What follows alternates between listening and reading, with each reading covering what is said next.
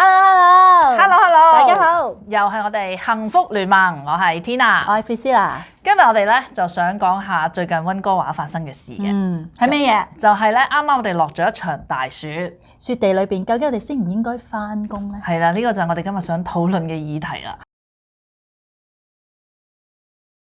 你呢個禮拜有冇返工？我呢個禮拜咧係冇返工，因為咧我係架車係好跣嘅，我又冇雪胎。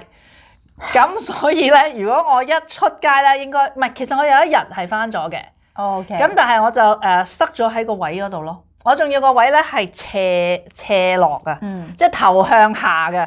咁我咁樣褪翻出嚟，你真係好彩啦！跣到係好耐先至出到嚟啊！其實講翻少少嘅雪地經驗啦，咁近呢10年嚟，我記憶裏邊咧10年裏邊有3次嘅大雪，就係第一次就係2000年嘅，我唔記得咗幾年。咁嗰年咧就係嗱，我計點樣為之大雪咧，就係當即係幾多厘米啦嚇，高過即係膝頭哥個叫大雪啦。咁呢10年裏邊我就發覺有3次發生嘅。咁10年前嗰啲唔好講啦，就係講翻其實前2晚啦我覺得係幾大雪嘅嚇，白雪紛飛咁樣，同埋好大風，係風雪。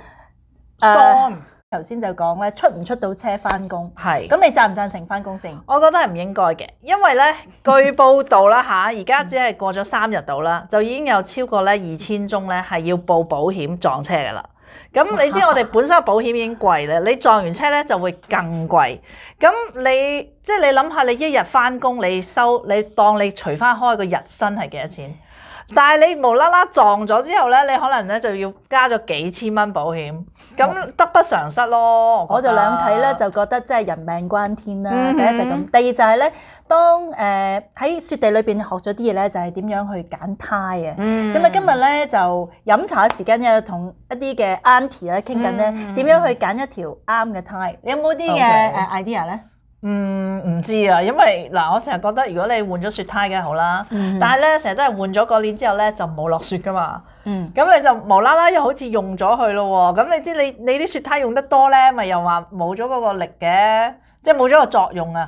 咁究竟幾時先換咧？嗱，你又唔可以話我預知下個禮拜落雪啦，我今個禮拜換，你又唔可以咁。我係咁樣，我係咁樣，就幾相信咧溫哥華嗰個天氣預測嘅幾準嘅，即係大概佢話下個星期會落雪咧，幾多毫米咧？我相信咯。咁即係經過呢10年嘅，咪話有3次大雪嘅，我發覺咧係應該係買雪胎嘅。你有冇返工啊？我梗係有啦，你有，因為你有雪胎。唔係因為我近啊。因為你即係 within 你如果你自己喺 Richmond 就 OK。我就建議咁嘅嗱，因為我哋中國人咧個傳統就係咧個工作勤力啊呢樣嘢嘅。咁通常咧，我哋個心裏邊咧都係覺得無論點樣病，我哋都要返工嘅。嗱，呢樣就係我嬲嘅一樣嘢啦。點解我就會覺得好似羊群心理咁樣啦。即係嗱，個個咧就會話嗱，公司咧有一條 snow day rule 嘅。即係咧落雪嗰日咧，就你一定要嘗試返工。咁咧你咩叫嘗試咧？唔係啲政府啊，啲政府，我哋自己自由身就冇所謂啦。但係咧嗰啲政府就會話如果你揸唔到車啦，咁你就要去坐巴士。啱啊，冇錯。巴士都唔得咧，咁你先至可以唔返。但係你通常你知道啦，你出得去，可能你已經塞咗2個鐘。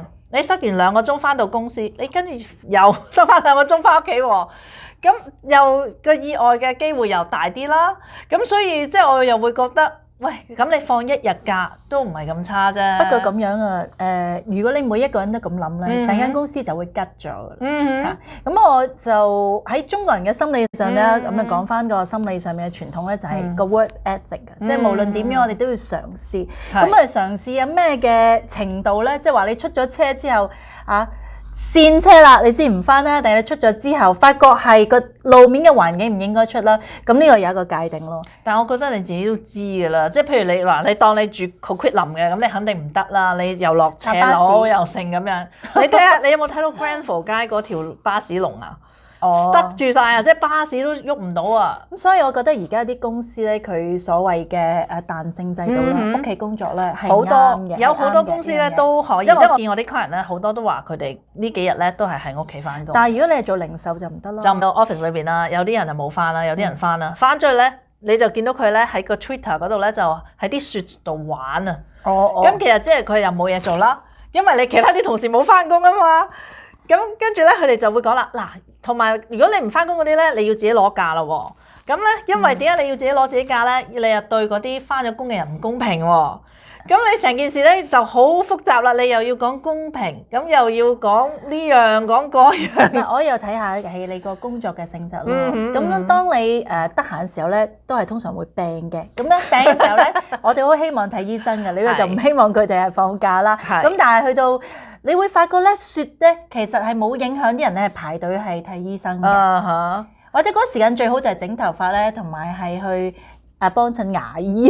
即係因為少啲人係嘛？因為你覺得少啲人，其實原來係最多人嘅，因為你放假啊嘛。嗱，同埋我覺得好好笑咧，有一樣嘢就係話，佢哋攞病假咧係你一日咧係唔使醫生紙噶嘛。咁即係話咧，你就算其實冇事咧，你話你自己放病假咧，其實又冇人 challenge 你噶嘛。但係你偏偏你呢個 snow day 咧，你又唔可以話我病假咁樣，因為即係你又當係因為係 snow day，所以你要嘗試翻工。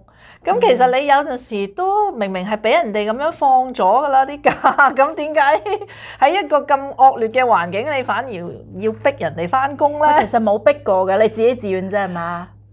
我諗有啲人咧係俾嗰條 rule 規限咗，係咪？即係佢會周圍去 call， 喂，你翻唔翻工啊？你翻唔翻工啊？佢 make sure 大家啲同事都唔翻，佢先至夠膽唔翻咯。講翻啦，你雪地裏邊咧有冇一啲比較驚人嘅一個嘢？我試過係有一年嘅驚人聖誕節啫，我就唔係好驚人嘅，冇理我啲咁驚人。我係揸一架 Smart 嘅嗰陣時，你知道幾細啊 ？OK， 你而家嘅車都好似好細嘅。係，但係正常啲闊啊嘛。咁嗰啲通常你落雪地咧，你即係你個馬路通常啲車咪有兩條坑㗎啦，係咪？即係個轆嗰個痕啦。但係 Smart 係細啲㗎嘛，所以我永遠咧係塞咗喺中間咧，直情係塞住咗。我第一次遇見呢個雪地裏邊嘅危機啊！咁雪地危機啊嘛，我嗰時揸架美國嘅車仔啦，咁啊好 cute 嘅咁嘅車。我個車仔咧啱啱就喺個車與車之間跌咗，咁跌咗落去嘅時候咧，道門就打開咗，就塞住咗啦。咁喺唔出唔入嘅情況之下咧，亦都係一樣求救嘅。咁求救我第一時間係點咧？就係捲開個窗咧，就捐咗出嚟先。咁我就有一個唔好嘅 habit 啊，雪地點樣啊？就係中意跳車嘅，因為覺得跳車就係求生嘅。不過呢一個就係經驗咧就唔好咯。點解咧？但係你留喺個車度都危險㗎嘛。跳咗出車更危險啊！就入唔翻去，有凍係嘛？係會被其他車撞死。咁 anyway，咁我跳咗出車度就點咧？咁我就求救啦，救命啦！咁咧嗰個情況就係原來咧呢啲車咧，我嗰陣時先發覺咧係好輕嘅。好輕點樣咧？你當架車跌落去嘅時候咧，我就用個手掹翻架車上嚟，我係掹得起個車嘅。咁犀利？係，其實係好輕嘅。掹個車出嚟嘅時候咧，我就係動用咗咧我哋所有嘅街坊幫手，成架車咧係咁樣托起啊！咁勁啊！係咁樣托。但係你話你跌咗落個窿度。係兩條坑咧，好深嘅，佢喇咁樣跌落嚟，個門打開咗。咁我就喺呢個窗度咧爬出嚟，爬出嚟咧就係救命啦！救命，跟住有4個人咧，就大家1、2、3、4，撥咗個膊頭就將個車。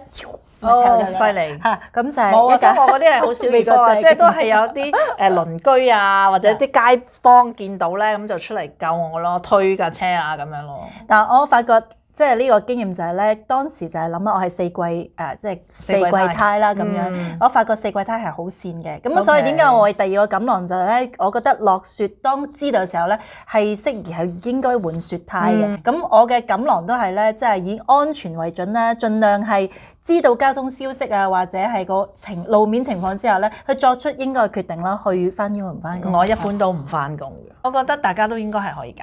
好，咁我哋不如俾一個落雪天嘅一個少少錦囊俾大家啦。你俾咩啊？我俾嘅錦囊就係唔好立亂跳車。嚇！我嘅錦囊就係如果你冇信心揸咧，就唔好出街啦。咁啊，希望大家路面小心，路路暢通啊！幸福聯盟佢講聲，拜拜。拜拜。